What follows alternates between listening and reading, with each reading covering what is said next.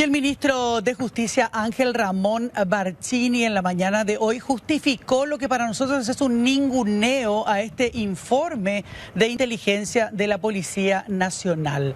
Hay que recordar que se había enviado justamente al Ministerio de Justicia un informe donde se alertaba de la posibilidad de la ocurrencia de un hecho delictivo de las características que finalmente se dio con el asalto al transportador de caudales. Y si bien era todavía genérico, en ese informe se apuntaba a la posibilidad de que se hiciera una requisa en celdas de personas que están privadas de su libertad en la cárcel del Cerezo, en Camburetá, relacionadas estas personas a hechos como los que finalmente ocurrieron el martes de la semana pasada. Estamos hablando a personas vinculadas a asaltos a bancos y a transportadores de caudales. Bueno, el ministro de Justicia dijo que esto que se envió al Ministerio de Justicia básicamente no siguió un protocolo y que era inconsistente. Pero ya está Francisco Ortiz para contarnos más. Fran, adelante.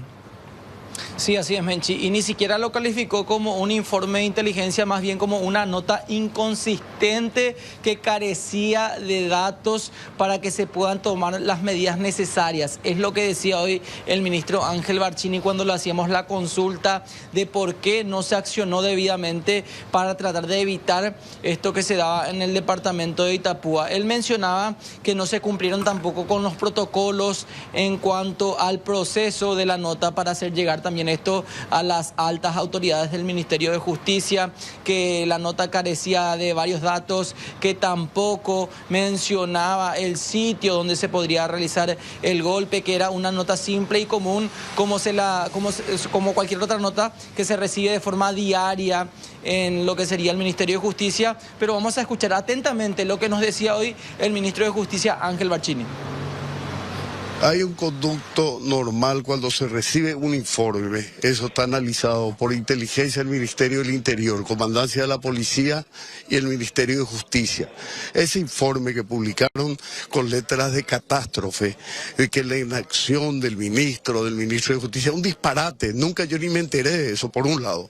Por otro lado, le quiero decir que para que una noticia tenga relevancia de ser una información fidedigna, sensible, en la cual tiene que actuar la justicia, tiene que actuar el ministro, tiene que actuar la comandancia de la policía, pasa por muchos filtros antes de llegar a la máxima autoridad.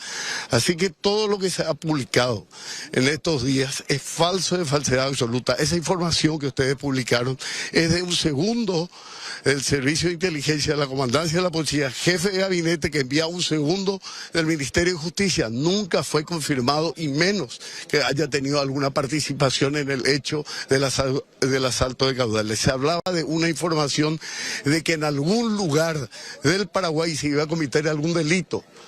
No sabíamos si era banco, si era rapto, si era un crimen, si era un asalto de caudales. Esa información no sé de dónde viene, de dónde quitaron ustedes. Con ese informe entonces no se podría haber ya realizado una requisa con anticipación de estos 3 reos. Ese tipo de informes recibimos por día, por minuto, por lo menos 10. Por minuto. Imagínense si el Ministerio de Justicia va a estar abocado solamente a la denuncia irresponsable que recibe. Hay que ser un poco serio en la información. Esta es una información sensible y yo trabajo para tratar de que las cárceles no se sigan cometiendo delitos que tienen efecto contra tu hijo, contra tu nieto, contra los habitantes del Paraguay. En este caso el informe era puntual contra 3 reos. ¿Por qué de igual manera no se pudo realizar una requisa ya con anticipación? Porque no tenía consistencia el informe, decían que 3 reos que estaban supuestamente en la cárcel del Cerezo y Itapúa, que no era verdad. También hablaba de un delito genérico. ¿Y qué consistencia tenía, le preguntamos al ministro Ángel Barcini, aquel disparate que dijo en pleno Consejo de Ministros cuando afirmó, según chismes que le habían llegado, que este recluso que estaba desaparecido había sido asesinado y descuartizado en el pabellón del PCC? Pero hay que ser cara dura para hablar ahora de improvisación cuando el que envió este documento fue el comisario Lesme, un hombre de una trayectoria intachable, avalado por su jefe, el comisario Luis López. Y ahora tiene el tupé, el ministro de Justicia, de decir semejante barbaridad, como que nosotros estamos inventando una historia para desacreditar la actuación que ellos tuvieron. Realmente vergonzoso lo del ministro. En el caso de que se tratara de una simple información sin confirmar, como decía él, porque 3 reos que eran mencionados allí supuestamente estaban en el Cerezo, y que eso no era verdad, que 2 estaban en el Cerezo y 1 en la cárcel de Coronel Oviedo. Lo correcto allí era allanar los 2 en centros penitenciarios, Cerezo y Coronel Oviedo, porque obviamente estaban hablando de una planificación de un crimen. Hoy le escuchaba a Tere, al comisario Luis López, decir que si ellos hubieran tenido ya la información mucho más precisa, obviamente no se la hubieran enviado a este departamento del Ministerio de Justicia, sino directamente al Ministerio Público. Pero justamente de eso se trata. Esto no era todavía una información con detalle.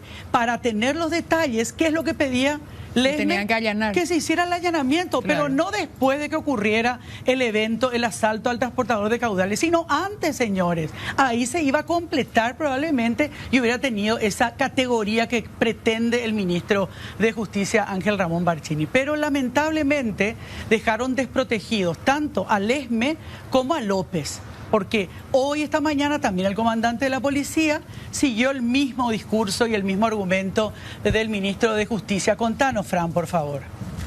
Y para cerrar nada más, Menchi, lo que decía el ministro de Justicia en cuanto a este supuesto informe inconsistente, porque si le pareció inconsistente el informe, finalmente terminan realizando la requisa un día después del atraco que se registra en el departamento de Itapúa.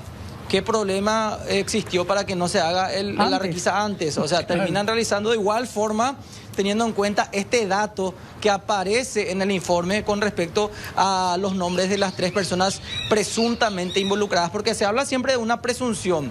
Para poder descartar o disipar cualquier tipo de dudas, se da también esta información, y no costaba nada realizar antes esta requisa para poder sacar algún tipo de datos o una información más precisa y certera. Y lo otro que ya estás mencionando también ahora con relación a las declaraciones del comandante, él decía hoy también que se trató de un memorándum, una hoja que no tenía datos precisos, pero que sí se hizo llegar al Ministerio de Justicia para poder tratar o tener mayor información con respecto a este plan por parte de los delincuentes. Vamos a escuchar lo que decía el comandante de la Policía Nacional.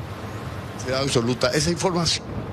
Lo que habíamos visto, lo que se desprendió, digamos, de lo que la gente trató como un informe inclusive de inteligencia, ese documento viene a ser un memorándum, y los memos, como coloquialmente se lo llama, usualmente en el día se dan por decenas, se dan ese tipo, porque son memorandos que todavía no están siendo procesados, son datos, todavía no son convertidos en información, todavía no pasó por el proceso, porque para cuando la persona que colectó esos datos todavía no los sometió a ningún proceso de cotejo, de evaluación, ni mucho menos de análisis.